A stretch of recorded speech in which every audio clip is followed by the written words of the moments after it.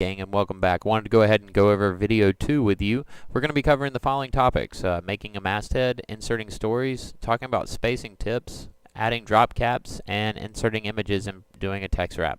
So let's go back and look at our document we have here. Last time we were talking, I typed out my masthead, but I'm not really good at typing. Sometimes I spell things wrong. So if I hold down Command with my text tool selected and click on that, I can hit Command I, and that brings up my spell checker. I'm going to go ahead and click the correct spelling of it and say change and done. So I'm going to find a way to stylistically make this masthead look good. And the first thing I'm going to do is cut out that word right there, the, and click and drag a text box out and make it there. I'm going to select the word cantankerous camel, and I'm going to go with Bodoni. I like Bodoni. I'll show you why. Bodoni. Let's go Bodoni 72. Let's look at the letters there. Let's make that font a little bit bigger. Cantankerous camel, and that little red box there means that there's type underneath it. So I'm going to click and drag that out. Okay, so that's looking pretty good.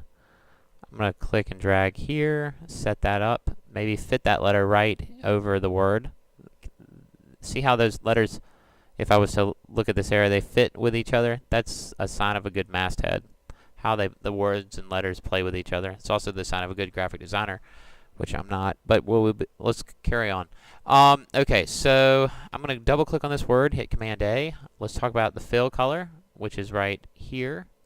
I'm going to change it to orange. Say OK. I'm going to change this to black. Let's go all the way down here. Say OK to that. Oops, accidentally selected the wrong word. Let's pull that up there. There it's already black. Good. Okay, I'm going to fit that right there. The cantankerous camel. Now let's talk about some effects here.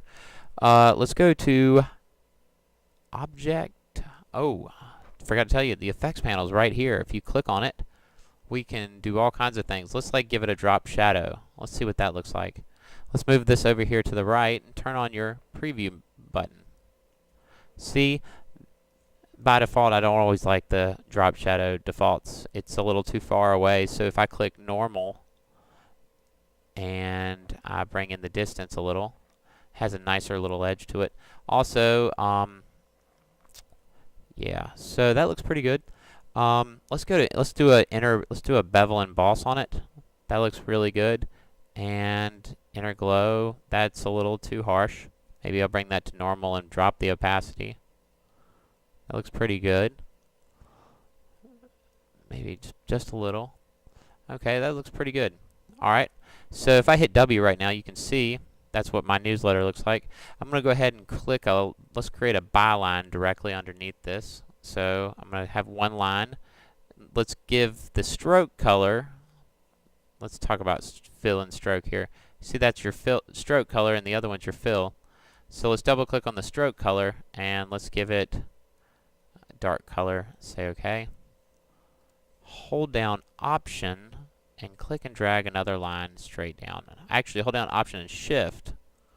See how that created that nice little double line? We can insert stuff in there like April or June or whatever month it is. How much? So I'm going to do that. I'm going to type in April 24th, comma 2015. Command A. Let's make that something officially small. Let's go with a good sans serif font. How does that look there? Yeah, it looks pretty good. I went ahead, by the way, and chose Bank Gothic because it's going to be thin and it's going to fit right in where I need it. I'm going to hit Command A and make that a medium at least. Weight it down a little and fit it right in here. Okay, so we got that. We can pull this line down just a little with the down arrow. Cool. So we got our month. I'm going to hold down Shift and let's just click and drag this over here with the right arrow. Hope y'all are having a good day with the sub. Alright, so click here, W, bam, hit W again. That's looking pretty good. We got that set up. Let's go ahead and talk about the next step.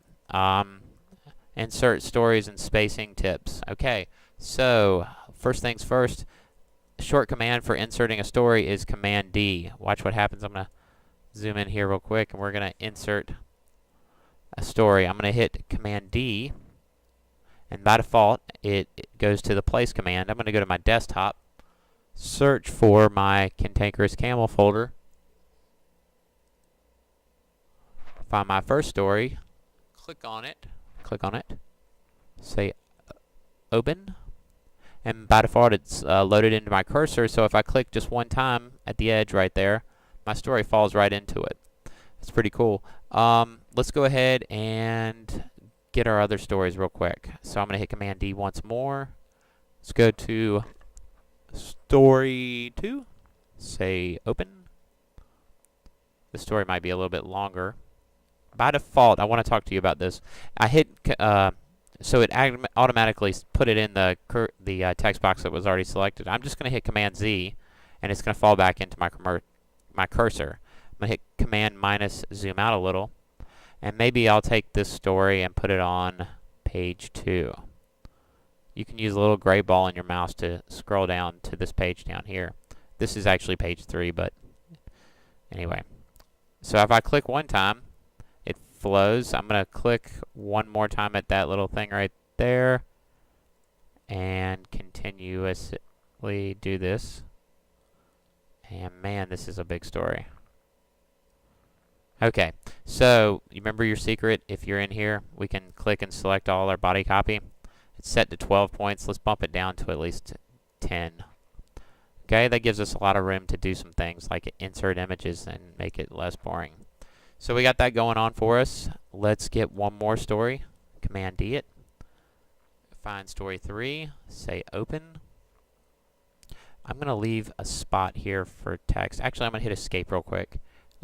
Draw out a text box and give it a stroke of black. Bump that stroke up right here so I just know I'm going to place an image there later. And let's go back to that Command D command. Let's go to story, I believe this is 3. Open. Click right here. Hold down Command. Click right here. Hold down Command. Don't lose your mind. Click here. Click here.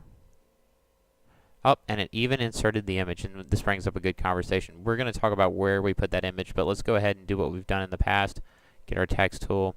Let's select our body copy for this article. Click and drag over it. Bump it down to 9 points. There we go. So now you see as we bumped it down, it actually placed in it the files I had to go with it. Okay, so I'm going to actually use this image here. I'm going to hit Command X, and I'm going to click on this graphic here. And I'm going to hit Edit, Paste Into. And it pasted it into. Then I'm going to go to Object, Fitting. There should be a fitting button. Tell you what, we'll come back to that later. I'm going to go ahead and follow these steps. Try to get all your text in here, doing that. And I'm going to skip on to the next step, which is doing text wrap with you, which is also what we're going to be covering. Oh, before I do that, I also need to talk about spacing and drop caps. All right, so let's go to our first spread here. The first word of the article, I'm going to change the color of this guy's name, size of it to, let's change that to 11. Okay, and so if I click right here and highlight this character and click on my paragraph button right here, this is your warm-up question from yesterday, I can press this button right here. This tells me how many lines my drop cap is going to affect. I'm going to say bump over 2 lines, and for an extension of just 1 character. If I press this again, it would highlight more characters, but we just want 1 for right now. I'm also going to change the color of that. I'm going to go to something like, maybe I'll go a dark blue. Say OK. So that color is now changed, and I have created a drop cap. What's even cooler, if I select that letter and I can actually, I believe, go back to my type command, and I think I can give it a drop effect. Can I give it an effect? We'll come back to that later too. Let's just leave it the way it is right here. Command minus that. Go to our first page up here, and I'm going to sign off on this video right after I show you how to do inserting an image. So I'm going to hit Command D one last time. I'm going to go to my images, which are in my image folder. And I'm going to find the one that I need. It's right there, image 1. I'm going to click place. By default, it places it, and I can move it around, but the problem is it has a white border and it's eliminating my text. So what I'm going to do is a special command. This is object. I'm going to go to clipping path, options. I'm going to click detect edges, say preview, and bam. By default, it has created, if I click away from everything and click on it with my black arrow tool, a bounding box. Now I'm going to position my camel to be right here, and I'm going to click my text wrap button. So I click that.